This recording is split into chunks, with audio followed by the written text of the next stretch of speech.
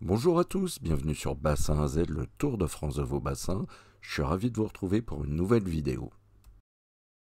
Alors vous avez été nombreux à me demander une petite vidéo sur le sujet des poissons rouges, car oui, effectivement, je parle généralement de carpe-koi, mais c'est vrai que vous êtes nombreux à avoir aussi des petits bassins avec des poissons rouges.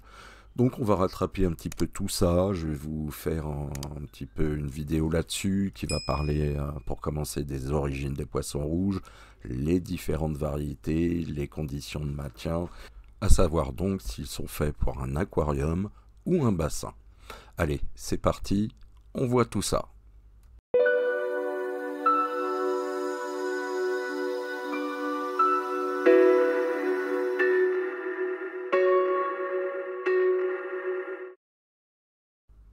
Avant de commencer, je voudrais remercier les Poissons Argentais, donc qui est un spécialiste de poissons rouges, qui m'a permis d'utiliser leurs vidéos pour imager celle-ci. Donc ils sont dans le Cher, n'hésitez pas à regarder un petit peu ce qu'ils font, je vous mets les coordonnées et le site internet. Les poissons rouges, joyaux de la famille des cyprinidés, sont des créatures fascinantes qui ont captivé les amateurs d'aquaculture depuis des siècles. Leur remarquable résistance au froid en fait des compagnons idéaux, adaptés à divers climats et environnements aquatiques. Explorez avec nous la diversité des variétés de poissons rouges, leurs origines intrigantes, les croisements qui ont façonné leurs caractéristiques uniques, ainsi que les températures minimales et conseillées pour leur épanouissement. Commençons par un peu d'histoire.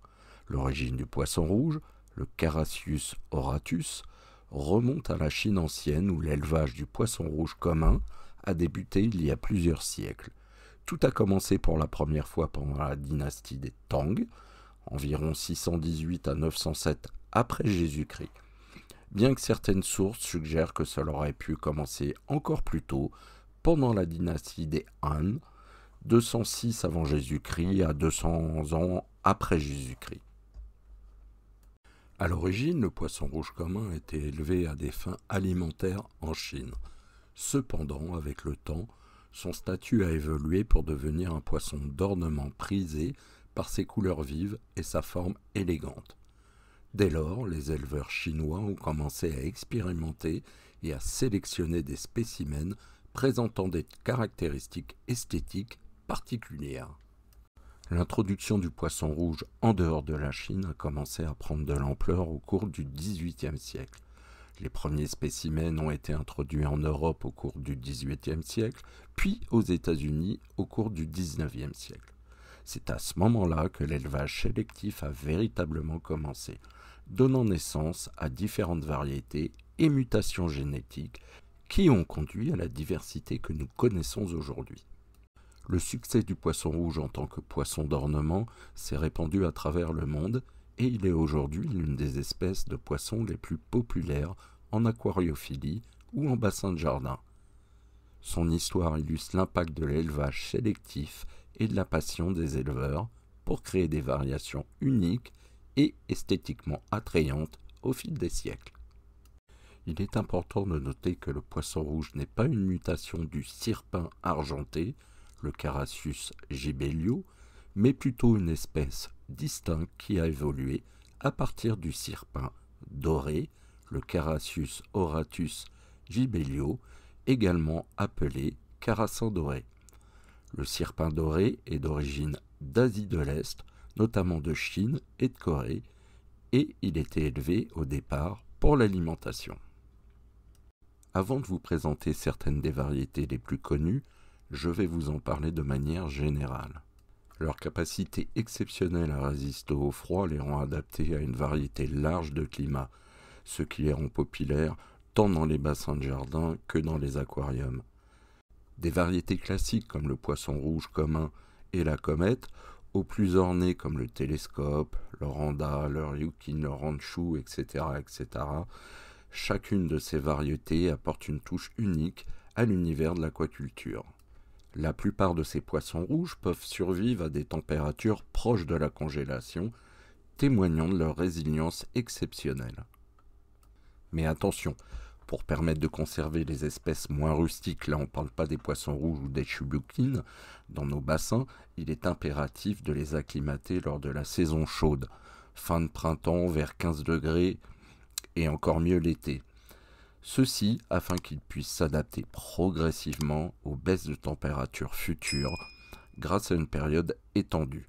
Ainsi, ils pourront rester définitivement dans le bassin, mais ne jamais les introduire en bassin en automne, sauf si vous habitez dans une région du sud où les hivers sont moins rudes.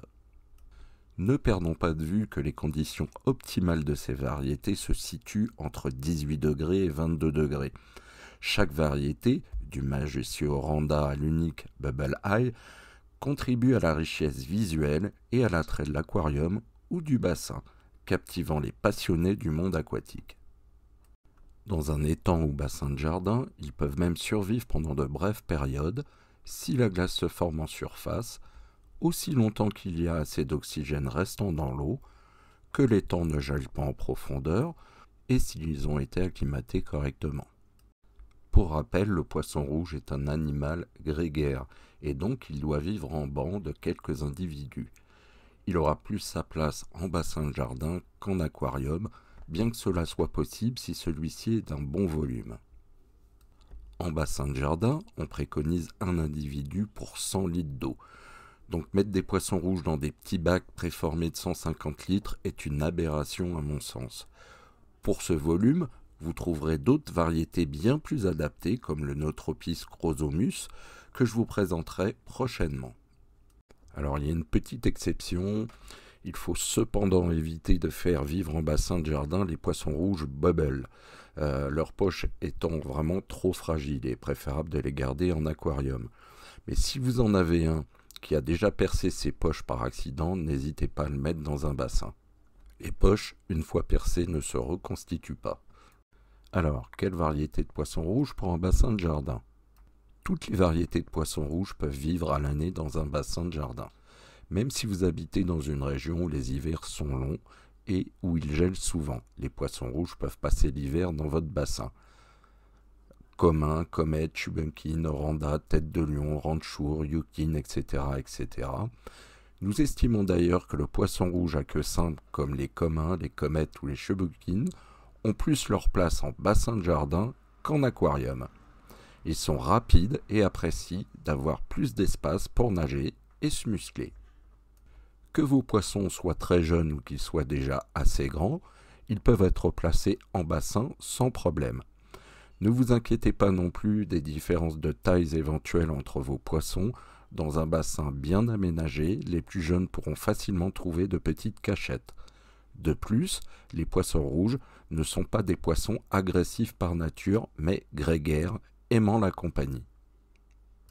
Il est important de noter que même les poissons rouges résistants peuvent avoir du mal à survivre dans des conditions de gel extrêmes. Si vous vivez dans une région où les hivers sont très froids, il peut être nécessaire de prendre des précautions supplémentaires, comme utiliser des chauffe-aquariums ou déplacer les poissons dans un endroit plus chaud pendant les mois d'hiver. Il est toujours recommandé de se renseigner spécifiquement sur les besoins de la variété de poissons rouges que vous possédez. Voici quelques conseils pour mettre des poissons rouges dans votre bassin de jardin. Acclimatez vos poissons rouges dans un bassin au milieu du printemps. Ils pourront passer la belle saison au bassin et se préparer à l'hiver. Ne nourrissez pas vos poissons l'hiver avec une eau en dessous de 6 degrés. Ils n'ont pas d'appétit et les nourrir leur est préjudiciable. Pendant l'hiver, il faut les nourrir avec une nourriture adaptée, comme le wheat-germ. Le bassin doit avoir une zone profonde de 70 à 1 mètre au moins, ce qui permet aux poissons de rester dans une zone de sécurité quand ils gèlent. Utilisez une cloche anti-gel ou une pompe à air pour les jours de gel intense.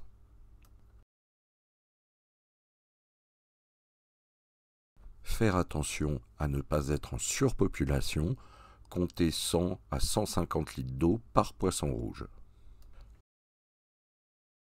Plantez votre bassin pour établir un équilibre naturel, ce qui consommera les nitrates. Créez des zones d'ombre et avoir des cachettes pour les jeunes. Le poisson rouge se déplace relativement lentement, ce qui en fait une proie aisée pour les prédateurs. Donc, je vous rappelle que j'avais fait une petite vidéo à ce sujet, donc je vous la remets ici, je vous mettrai le lien. Même si le poisson rouge est essentiellement végétarien, il peut manger quelques insectes et animaux aquatiques. Le poisson rouge se reproduit très rapidement, raison pour laquelle il est déconseillé d'en placer trop dans un bassin. Ces animaux ont besoin d'espace et d'équilibre. Une surpopulation perturbe l'équilibre naturel du bassin et peut à terme dégénérer en attaques de parasites et de maladies dues à trop de promiscuité. Passons maintenant aux variétés de poissons rouges. On commence donc par le poisson rouge commun, scientifiquement appelé Carasus auratus. C'était une espèce de poisson d'eau douce appartenant à la famille des cyprinidés. Ils ont une taille qui peut aller de 15 à 20 cm, bien que certaines variétés spécifiques puissent devenir encore plus grandes. Leur corps est généralement court et comprimé latéralement. Ils ont une forme de corps plutôt ovale. Les nageoires dorsales et anales sont généralement courtes. Il est originaire d'Asie de l'Est, principalement de Chine. Ses couleurs peuvent varier considérablement. Ils peuvent être orange, rouge, jaune, blanc, noir, ou une combinaison de toutes ces couleurs. La coloration peut également changer avec l'âge. Avec des soins appropriés, le poisson rouge commun peut vivre plusieurs années, voire plusieurs décennies. Ils sont appréciés pour leur beauté, leur comportement actif et leur adaptabilité. Ils sont souvent le premier choix des amateurs de bassin, aussi bien pour les débutants que pour les passionnés plus expérimentés. Passons au poisson rouge comète, également connu sous le nom de comète goldfish.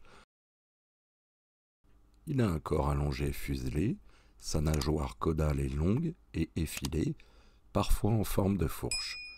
Les couleurs peuvent varier, mais ils ont souvent des teintes de rouge, d'orange ou d'or. Ses nageoires dorsales et anales sont généralement courtes. Les yeux sont normalement proéminents. Les comètes sont originaires des États-Unis et sont une variété relativement ancienne.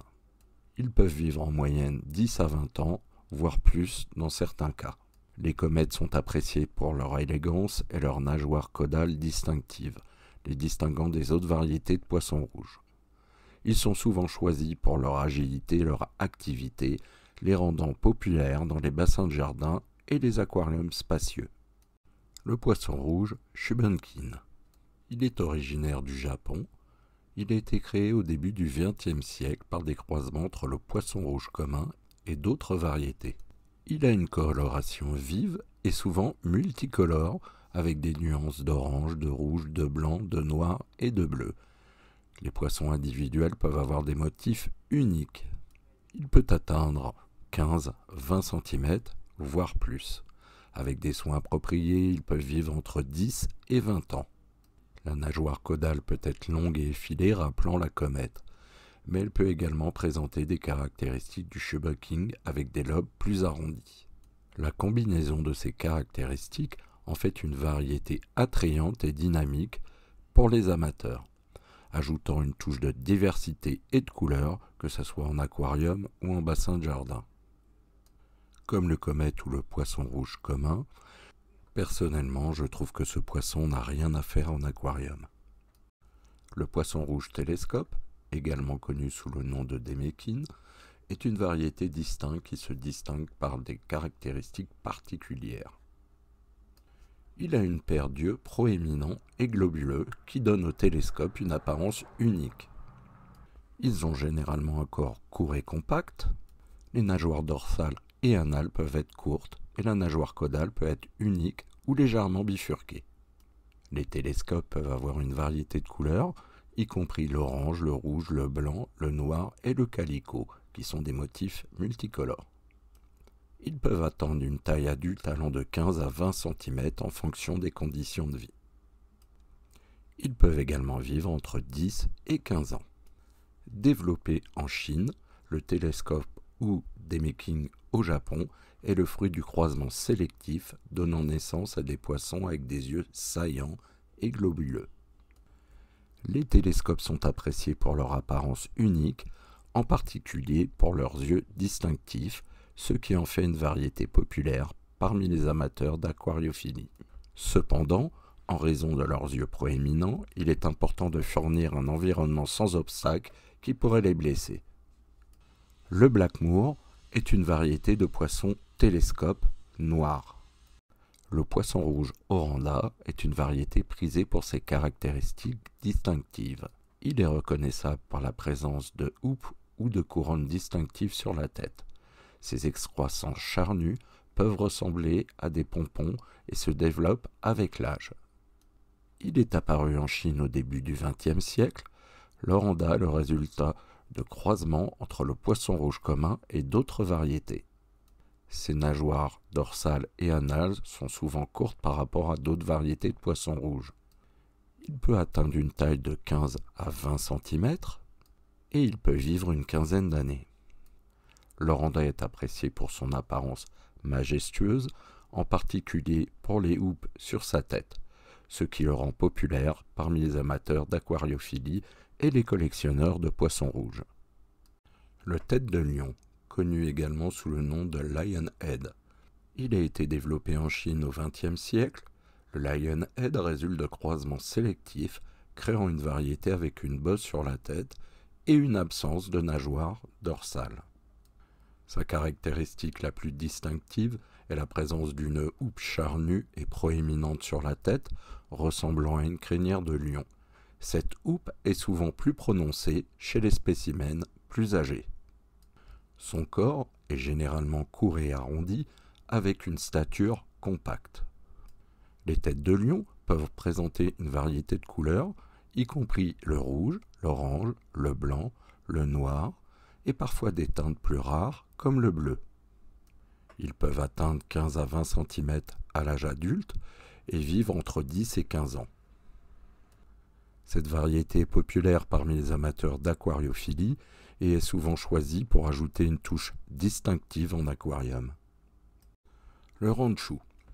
Alors le ranchou a un corps court, compact et arrondi, souvent décrit comme ayant une forme de haricot. La ligne de dos est incurvée. Il possède exactement les mêmes caractéristiques que le tête de lion. La seule chose en fait qui est différente, c'est le dos. Chez le tête de lion, il est plus droit. Honnêtement, moi qui ne suis pas un spécialiste, quand j'ai fait la vidéo, j'ai eu du mal à différencier les deux, donc c'est pas impossible dans les images que vous voyez que ça soit l'un ou l'autre. D'après mes recherches, le ranchou est une variété de poisson rouge qui a été développée au Japon, comparé aux têtes de lion qui lui a été développée en Chine. Le poisson rouge pompon est une variété distincte et intéressante. La caractéristique la plus distinctive du pompon est la présence d'une ou plusieurs excroissances charnues sur la tête, ressemblant à des pompons. Ces excroissances peuvent être situées au-dessus des yeux ou sur le côté de la tête. Le pompon est une variété de poisson rouge qui a été développée en Chine. Ils peuvent présenter une variété de couleurs, y compris le rouge, l'orange, le blanc, le noir et le calico. Il peut atteindre 15-20 cm à l'âge adulte et vivre une quinzaine d'années. Cette variété est souvent choisie par les amateurs pour sa singularité et son attrait ornemental. Le ryukin. L'origine du ryukin est attribuée au Japon. Le nom ryukin est probablement dérivé du nom de la chaîne des îles Ryukyu au Japon. Il a un corps court et compact avec une forme de dos arquée créant une silhouette distinctive. Ses nageoires dorsales et anales sont souvent courtes par rapport à d'autres variétés de poissons rouges. La nageoire caudale est large, longue, bifurquée, formant une queue élégante. Les ryukins peuvent présenter une variété de couleurs, y compris le rouge, l'orange, le blanc, le noir et le calico. À l'âge adulte, il peut atteindre les 25 cm. Un maintien en bassin est donc préférable. Côté durée de vie, à peu près comme les autres poissons rouges, une quinzaine d'années, voire plus. Le tamasaba. Son origine remonte au Japon. Cette variété de poisson rouge est spécifiquement élevée et développée au sein de la culture aquariophile japonaise. Il ressemble beaucoup au ryukin, dont il provient en partie. Sa longue queue est simple, ressemble à celle d'un maquereau, d'où son nom. La coloration du tamasaba peut varier, mais elle est souvent caractérisée par des tons de rouge, d'orange et de blanc.